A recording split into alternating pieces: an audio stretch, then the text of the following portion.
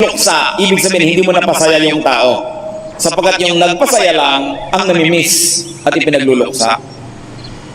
Ganun talaga ang buhay, nothing is permanent, nawawala. Pero huwag tayong matakot na dahil mawawala yan, huwag na lang simulan ang pakikipagkaibigan. Enjoy the journey while it lasts. 1 Samuel 18:3, and Jonathan made a covenant with David because he loved him as himself. Isang pagtitinginan, isang pagmamahalan na hanggang ngayon binabalik-balikan ng maraming tao at kinukuhanan ng inspirasyon. So love and be loved. 1 John 4:11, dear friends, since God so loved us, we also ought to love one another. Marami pong natatakot na umibig at natatakot tumanggap ng pag-ibig dahil ang pinaghahandaan na lang agad nila ay yung paghiwalay. Sabihin ko, pag nahulog ang loob ko dito, paano na lang pag namatay siya o nawala? Pag nasanay akong nandyan siya, paano pag wala na? Hayaan niyo na, kung wala na. Pero kung mahalaga akong nandyan, edi nandyan. Sabi nga nila, it is better to have loved and lost than never to have loved at all. At yung mga ayaw magtaya, siyempre, walang kakabigin, walang papanalunan. Itinataya mo siyempre yung oras mo, yung panahon mo, para ka magkaroon na. Kasama na yung mga delay. Let's get physical. 1 Timothy 4:8, physical training is of some value. May halaga yan. And the body is a temple of the Holy Spirit, so the nicer it looks, the better for everyone. Do not just desire health and fitness and beauty. Acquire them. And of course, it requires work. Siguro kung meron lamang na yung babayaran mo para mag-gym para sa'yo, naku, napakaraming uupa. Pero ikaw yung gagawin katawan. Ha? Pero hindi pwede, you've got to do it yourself. Kung meron pa kayong intention ng araw pa na mag-exercise, gawin nyo na. Mamaya rin, magsimula na kayo. Tanggalin ang mga sebo. Sapagkat hindi yan nakakabuti. Tsaka alam nyo talaga, yung inactivity, immobility, hindi na kailangan may magtaksil sa inyo. Hindi na kailangan may magsalita ng masakit. Yun lang wala kang ginagawa, nakakalungkot na. So dapat may ginagawa ang tao. Job said, I will forget my complaint, change my expression, and smile. That is a decision to be happy. Brothers and sisters, prolonged loneliness is a decision. It is a position that we take. It is an act of will.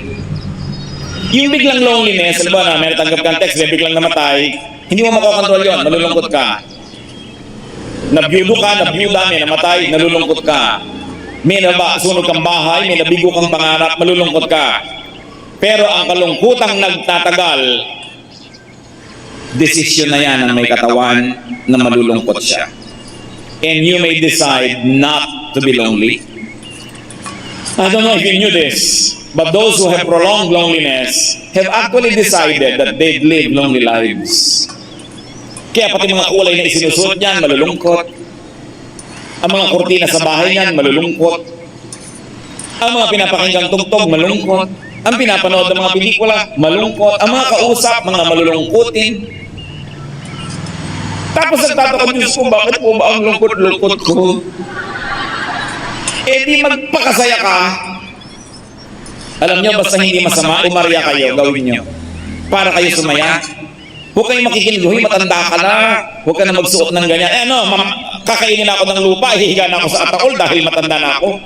Habang may buhay ang tao, kung gusto niyang baguhin ang kanyang pamamaraan, pwede. As long as you don't break God's moral law, the Christian is free to do anything that the Bible does not prohibit. Kaya lang yung mga... Ang relihiyon lang kasi, ang daming pinagbabawal, masyadong pakialamero.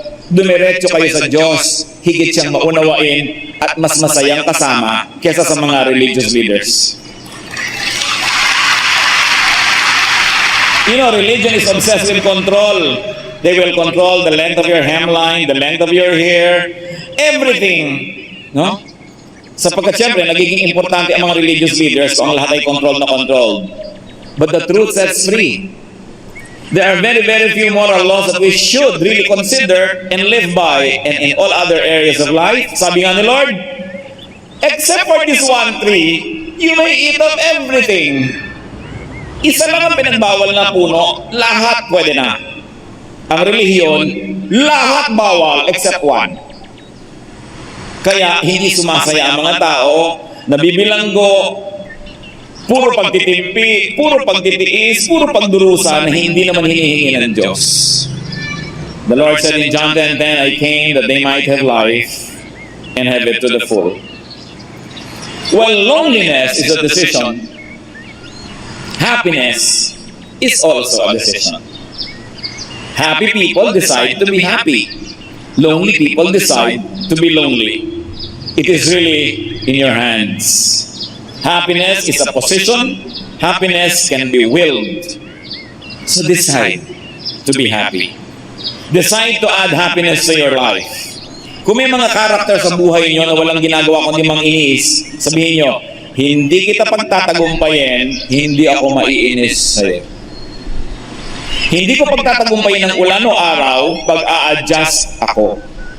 Hindi ko pagtatagumpayin ng mga hindi nangyari, mag-a-adjust ako.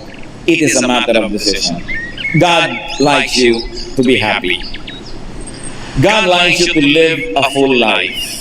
Just observe the very important moral laws and go and seek your happiness. Aming Diyos, salamat po sa pagkat kayo Diyos na maunawain, Diyos na maibigin, at Diyos na nagpapalaya. Linawin mo po ang isip namin. Kung minsan iniisip namin kayo may ayaw, yung pala hindi naman kayo, kundi mga institusyon at mga tradisyon lang. Teach us to read your word with wisdom.